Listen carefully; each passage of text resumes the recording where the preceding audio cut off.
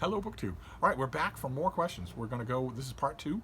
We're going to go on to Jack Riley, who asks, what did you think of the Aubrey Maturin series by Patrick O'Brien? It's great. I love it. Absolutely love it. And if I had my way, if I'm successful in twisting arms, maybe someday I will do an epic read-along of it with Mark Richardson at Richardson Reads. That would be awesome. I would love to do that. I think he would love it too, but he's kind of busy. So, and he also asked, Jack Riley asked your thoughts on the original Conan the Barbarian film. I think it's terrible.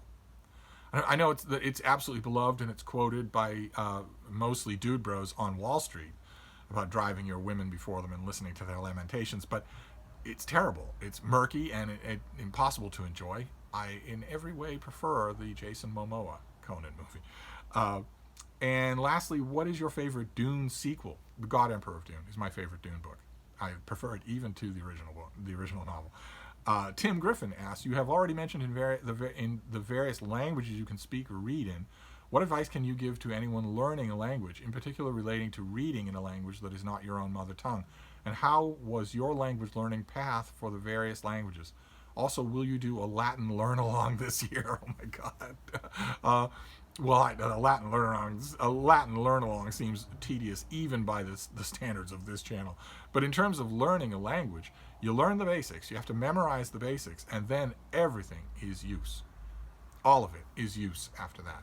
That's how I did it. That's how I think everybody does it eventually. That's how children do it. Use is what will cement it. Use is what will make it real for you. Because if it's use, you will quickly reach a point every day. You'll reach a point where you're saying, okay, well, I want to use this, but how? I don't know how to say this. I need to find out how to say this and then remember it. And I need to because I need to say it, as opposed to a textbook exercise. That's why, for instance, if you're in a foreign environment, you will learn the language a lot faster than you will in a textbook, because you need to be able to say it. You need to be able to say, I want that from a shopkeep, and talk to him about it. And you won't do that in a textbook. So textbooks are fine, yes, because you have to learn the basics, but then use. Right alongside the textbook, you have to use it every day, write it every day, read it every day. Let's see here. James Holder says, question number 1, when you write fiction, what is your world and character building process? First, I do a very general worldview. Like, for instance, if I'm setting a story in the real world, I just wrote an NaNoWriMo project in which a woman receives a terminal diagnosis and decides to go on a world cruise. And I knew it wasn't so much a question of anticipating that people would call me on erroneous details. It's that I knew that the more you research the real world versions of those things, the more ideas they give you. So I researched where she gets her diagnosis. I researched the city. I researched the history of the place. And I researched world cruises. It's so ironic to me to think that I wrote that then, when you couldn't do that now. I couldn't write that same story now. But I do that. So I get all the details so that I know that I'm not just doing something wrong. If I want to have my character have a shower in her stateroom on her cruise ship, well, what does that entail? I don't want to make it up. If reality is totally different from what I'm making up, that'd be ridiculous. I have to redo it anyway. But I do that, and then I write in that world. The writing in the world has to come before the world building. That's the more important thing. You still have to generate the prose. You still have to get all that stuff done, and then you can fix the little bits and pieces of the world building that didn't fit. But you shouldn't fetishize the world building ahead of time, or you'll never get the writing done. You had another question, though, didn't you? Yes, you did. Why do you think novels and series are so prevalent in science fiction and fantasy? It's the positive version of the sunk cost fallacy. The world building has already been done. A lot of it has already been done. The yeoman's share of it has been done in the first book or the second book, so that you can you're more free to move about. Also, there's a very commercial thing, because it's easier to sell an audience on something that they know than something they don't know. So yes, your audience will be smaller with book 5 of the Dragonbone series, but that audience will certainly buy it. And would you prefer longer standalone novels or return to considerably shorter novels?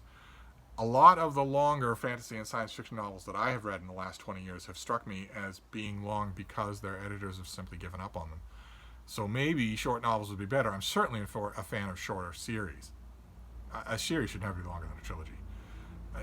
That is just you wheel spinning, and that it tends to distract from what else you can do. I think.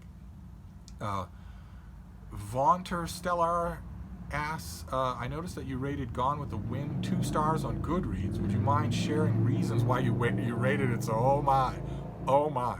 I don't have reasons why I rated it so, because you absolutely should disregard star ratings of mine on Goodreads. My Goodreads is a shambles. Most of it dates from 50 years ago, when Harry Truman told me I should start a Goodreads. Most of it is, I have not gone to it, I have not taken it in hand, I have not reshaped it, I have not deleted bad or dumb or fraudulent earlier information. I haven't updated it with newer stuff. And of course, I would never give star ratings to books. It's ridiculous. What am I, Yelp?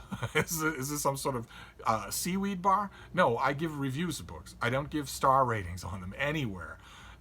Goodreads gives me the option not to do that, and I never take it. So if you saw a star rating on a book like Gone with the Wind, for God's sake, disregard it. You should disregard it. You should disregard any Goodreads prior to when I started on book 2. To 2016. Just, I didn't know that I even had a listing for Gone with the Wind on Goodreads, so just ignore it. And if one day you were to find a homeless kitten on your doorstep, would you consider keeping it to raise with Frida or find it a home? What a question.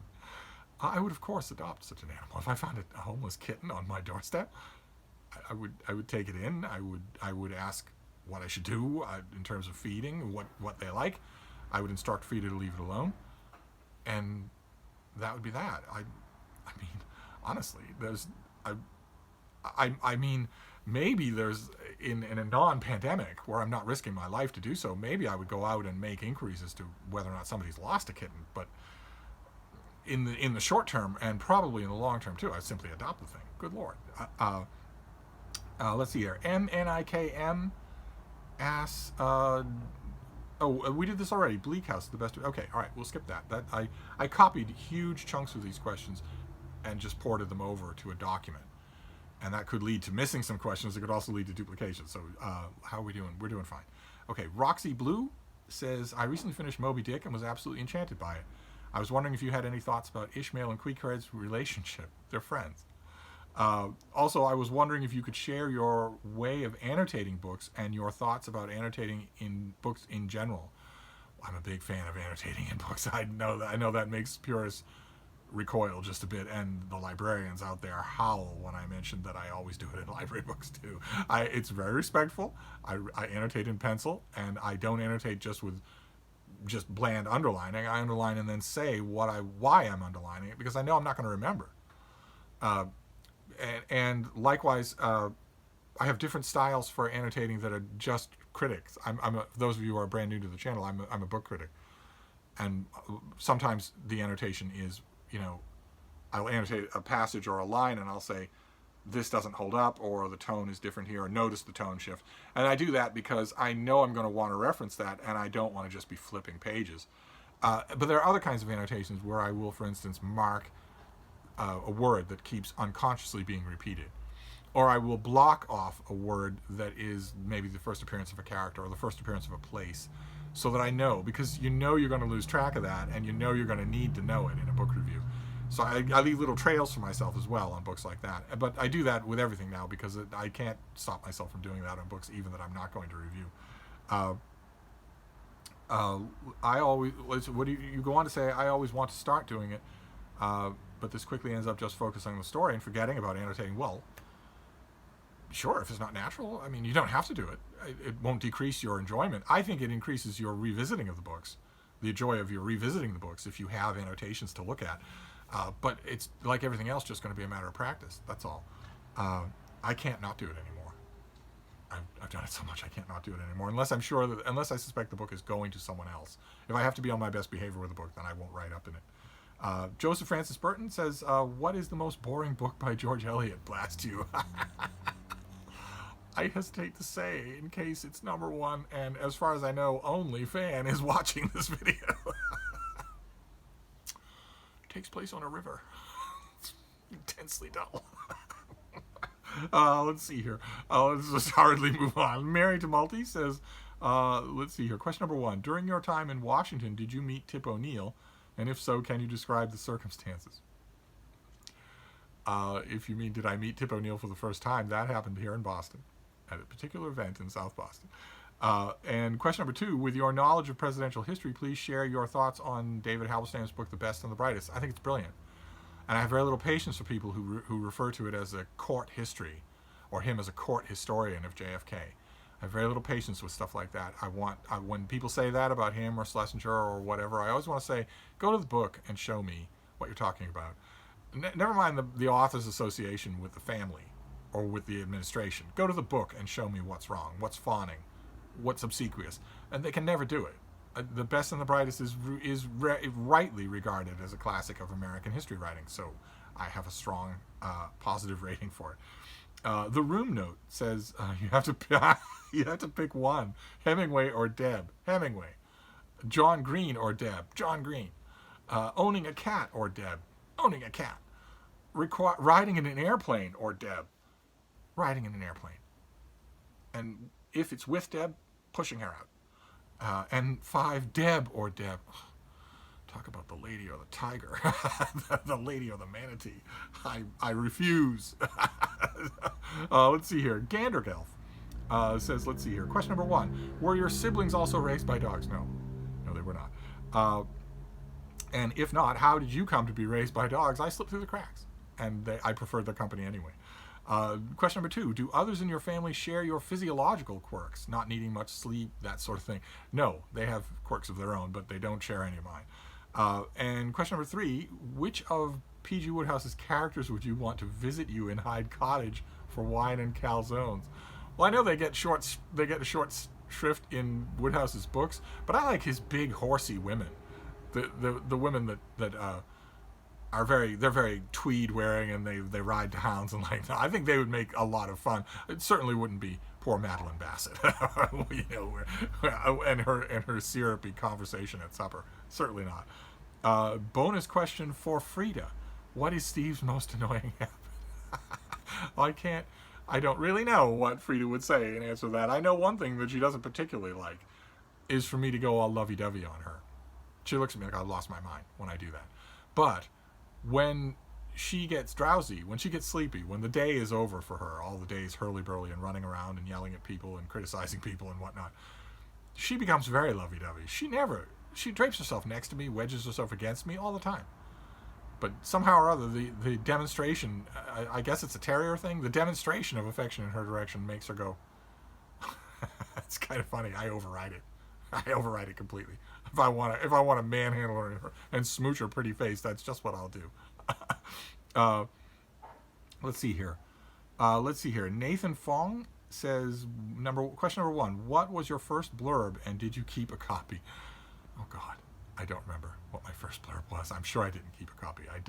Didn't think I knew. At the time, I don't think I knew that blurbs even existed. I don't remember what it was. It would have been a review in the Chicago Tribune, but I don't remember what the book was. I didn't keep a copy. No, I don't have any idea how many of my blurbs are actually out there in the wild. I have no idea. I know quite a few of them, hundreds of them, but there are probably thousands of them that I don't know anything about. Then question number 2: favorite dog-related book, fiction and nonfiction. Fiction's a little tough. Nonfiction is Coulter by Rick Bass. Sad book, but a beautiful one. Fiction, I don't know. Maybe that's a starter kit on all its own. And would you ever consider writing a collection of stories of significant dogs in your life, or were there way too many? There are quite a few, but I couldn't write the book anyway. It wouldn't make any sense to anyone if I wrote. What would I say about them? The only things I could write about them would be things that I can write about them. And all the things that I value them for would be things I couldn't write about in English, so what difference would it make? No, I probably wouldn't do that. Let's see here. Mary Tumulty says, the Victorian era produced several British women writers whose works have retained their popularity up to the present day. Other than Louisa May Alcott, do you have a theory on why there weren't more successful women writers on this side of the pond during the same time period? Okay. The question changes. just a bit, right? The first part is works have retained their popularity to the present day. And then the second part of the same question stops talking about popularity and starts talking about more successful writers. And those are two different questions, right? There were plenty of very popular female writers in America in the Victorian and Edwardian era, plenty of them. And plenty of them were very successful. They made lots of money. So saying that there weren't more successful writers at the time other than Louisa May Alcott is wrong. The problem here isn't, there are two questions being asked here. The idiom of the question changes.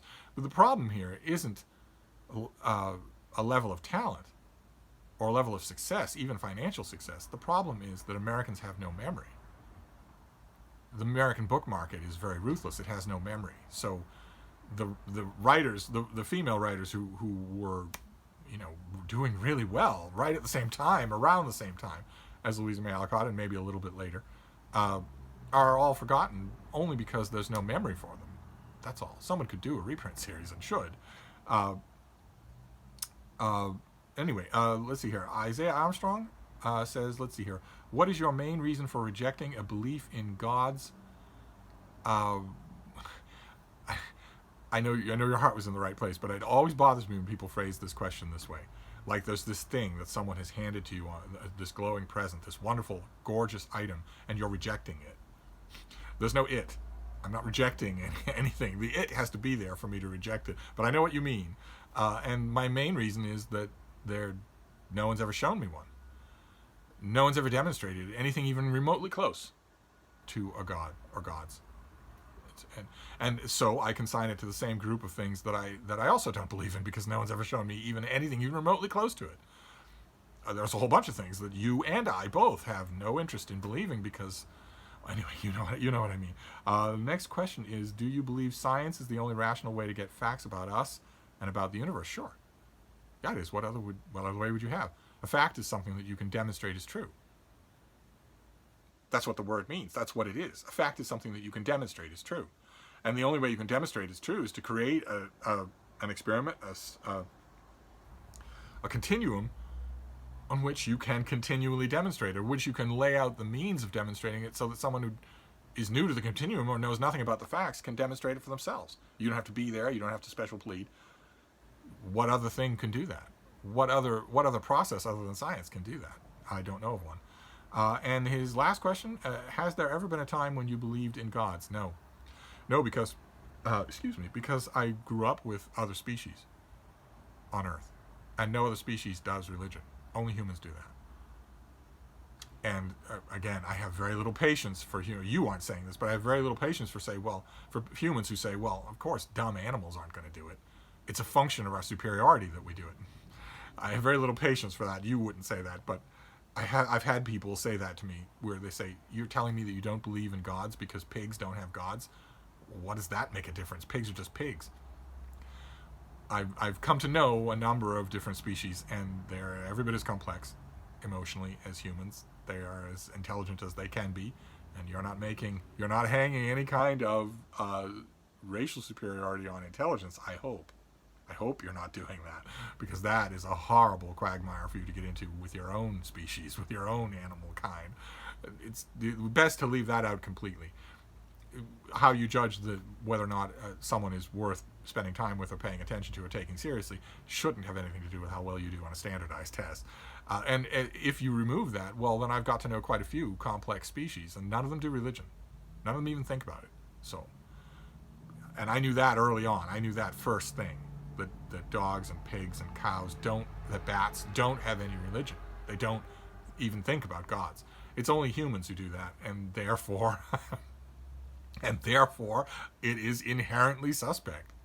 Inherently suspect, right? If you have a room in a convention center and 10 people go in, and one person starts convulsing on the floor every time he enters the room, and when people help him out of the room, he slowly recovers. But every time he goes back in that room with all the other 9 people, he starts convulsing on the floor again. You don't look at that room and say there's something wrong with the room. You don't say in a situation like that, there's something going on with this room. Instead, you think there's something going on with that person because the 9 other people aren't affected. It's exactly the same. There are no other animals that do religion. So I think that's fatal right there. But that I've had I've had this discussion many times. Let's see here. Winifred Lee says, "Can you sell me on Demon Haunted World?" No. Demon Haunted World, those who don't know, is a nonfiction work by Carl Sagan about irrational beliefs in the modern world and the prevalence of con artists and the value of science and rational thought. I can't sell you on the book. No, no. What is it? Is it a Toyota it's only been driven on the weekends by a little old lady? It's in perfect condition. What's it going to take to get you behind the wheel of this book? No, I'm not selling books to you or anybody else. No, it's really good. It's really, really good. Let's see here. Ed Raby says, "What are your top 3 Vietnam history recommendations?" Oh my! When it comes to broad histories, specific histories, biographies of the key figures involved. Oh my, that's a whole list video on its own. I don't know that I could narrow it down to 3 right now, especially if. Oh my, no, I'm gonna wait. I'm gonna wait on that. I hate to do it. I'm gonna pass on that and make a video. Let's see here. Dennis Trill says, "Firstly, you've stated that despite their dude bro status, you enjoy the works of Pete Dexter, James Elroy, George Higgins, and Robert Stone." Okay. Not 100% sure that I've actually called all of those guys dude bro authors. But anyway, maybe I have. Are there other authors that, despite their dude bro nature, you would actually recommend? Well, I'd recommend all 4 of those, certainly. Authors that I consider actually dude bro. Elmore Leonard would be another one that you didn't list here. That I guess he would belong on this list. I'm not sure that I'd call him that. Lauren Esselman, Elmore Leonard are great.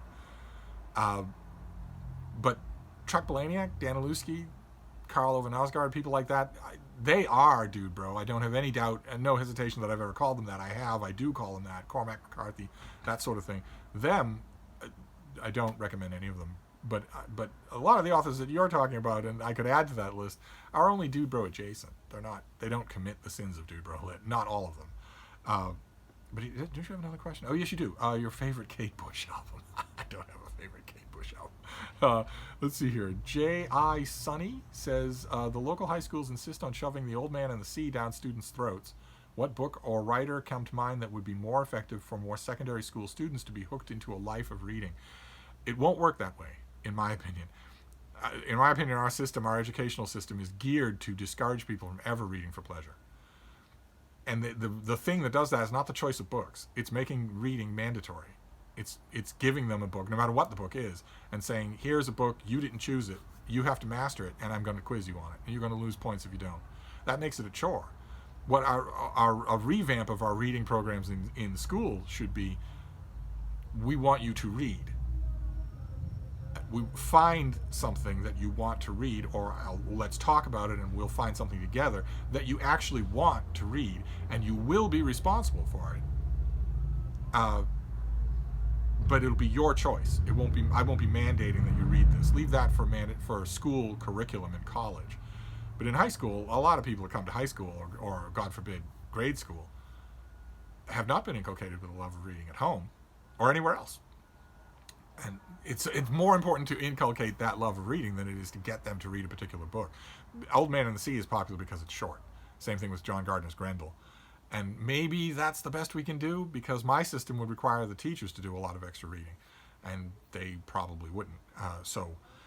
But other books, well, I recommend things that are more enjoyable, but in my opinion, there's a whole lot that's more enjoyable than The Old Man and the Sea.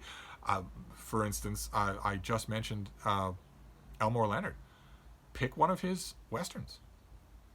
Not his crime stuff, because you'll get parents groups who'll say, "Oh my God, what are you doing? There's murder and robbery in here. What are you trying to shove at my kid?" Pick a western. Valdez Is Coming will work on any teenage boy, for instance. The teenage girls usually don't need much in the way of encouragement to read, because they're superior in that and in many other ways to their male counterparts. But the young boys, especially teenage boys in high school, give them an Elmore Leonard western. Oh, they won't put it down. at all. Or the aforementioned George Higgins. Give them the Friends of Eddie Coyle. They'll keep reading. They'll keep reading. They'll want to read it. They'll talk about it amongst themselves. but usually, I would leave the choice up to them, rather than force them to read The Red Badge of Courage or Old Man in the Sea. But anyway, here let's move on. Oh my God, we're almost done. Let's see here. We'll do one more. Thomas R.P. says, "Have you read any more manga? I remember you said that you read Death Note at some point, and it took you a while to figure out how to read it." Yes, because I had to read. I had to learn how to read it the right way. Thomas would recommend Berserk. Okay, I'll jot that down. But no, I haven't. I've read Death Note, and I read Crying Freeman, a very early kind of manga from 40 years ago. But other than that, no, I haven't branched out. And we're going to stop. We're going to stop at Thomas RP and move on to the next video. So I'm just going to wrap this up. We'll go right on to part 3.